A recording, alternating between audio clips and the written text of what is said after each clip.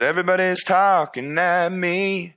I don't hear a word they're saying, only the echoes of my mind. You are my Monday, you're the best day of the week. So underrated and a brand new start. Don't care what all the kids say, you got the key to my heart.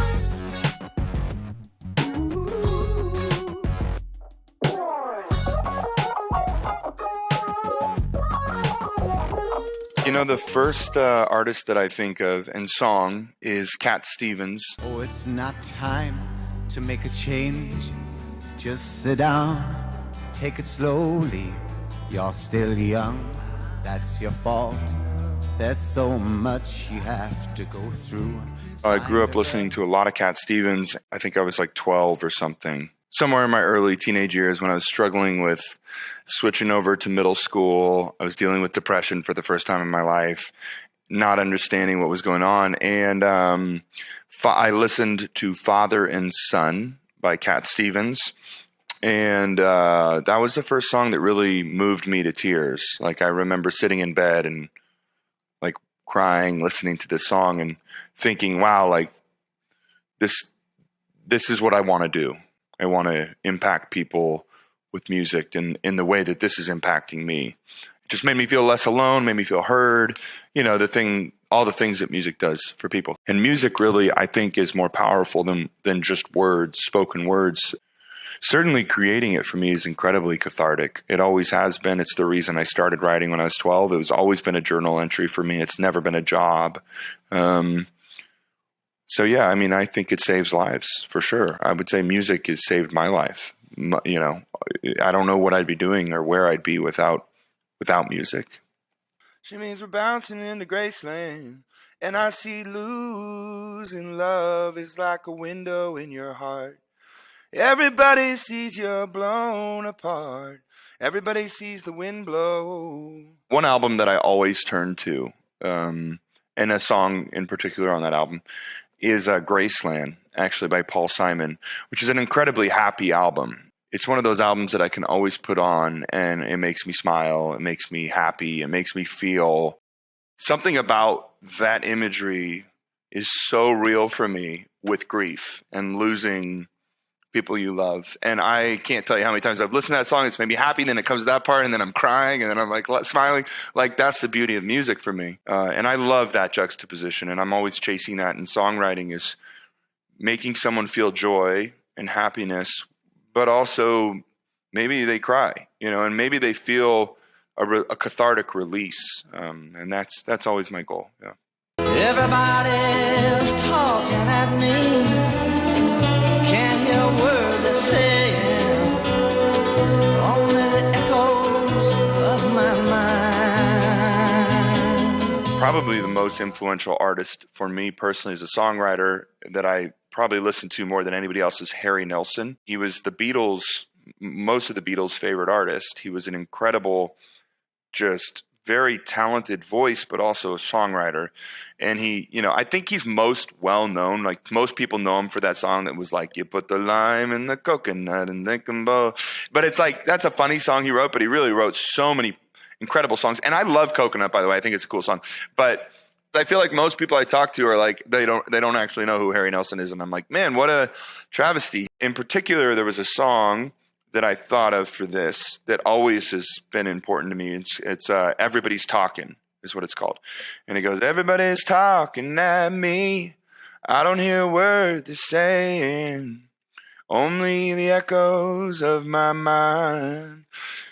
I'm going where the sun is shining through the pouring rain, going where the weather suits my clothes. It's just the whole, like, everything about that song, lyrically, melodically, it just really speaks to me.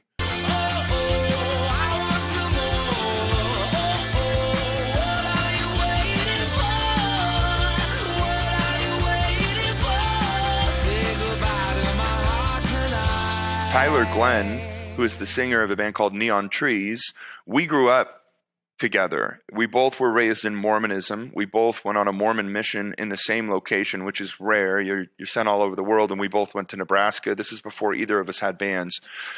Tyler came home, started the band Neon Trees. I started the band Imagine Dragons. We both didn't quite fit with Mormonism, so we were able to talk about that and things like that. But then Tyler ended up coming out later, and the amount of blowback he got from a lot of his fans who were Mormon was devastating for him. It was devastating as his friend to watch that, to see all these people turn their back on him for being who he was and had been since he was a kid and had to hide it for decades. So anyway, Tyler really inspired me to get involved, just as a friend. I should also say my wife. She's a singer of the band Nico Vega. When I met her, it was during Prop 8, which was a huge battle in the U.S. over gay marriage. And the Mormon Church in particular was taking a stand against it. And here I was, this Mormon boy who met Asia. She at that point was living with her two best friends who were queer, and they were all like talking about like handcuffing themselves to like the federal building and wedding dresses together, like very like activist oriented people. And I was a Mormon boy who was falling in love with her, and her friends were like, hell no, you can't date a Mormon boy who is the antithesis of everything that we stand for. And I was like, whoa, like, that's not me. That's my church that I grew up in, and that is not my belief. And like, because of that, being in that community, it's like, we'll prove it. Like, do you really care? And then take a stand and come march with us and come to Pride. I had to step up and like show what I believed, and and that takes action. Visions of you on a motorcycle drive by, cigarette ash flies in your eyes, in your mind, you smile. So as a child of the 90s, one of my favorite 90s bands was Third Eye Blind. One of our earliest covers that we did was of Semi-Charmed Kind of Life. We were playing a festival shortly after, and Third Eye Blind was there, and Steven came up and said hello, and I was like, wow, so great to meet you. I love your stuff. He's like, well, why don't you come on stage with me and sing Jumper?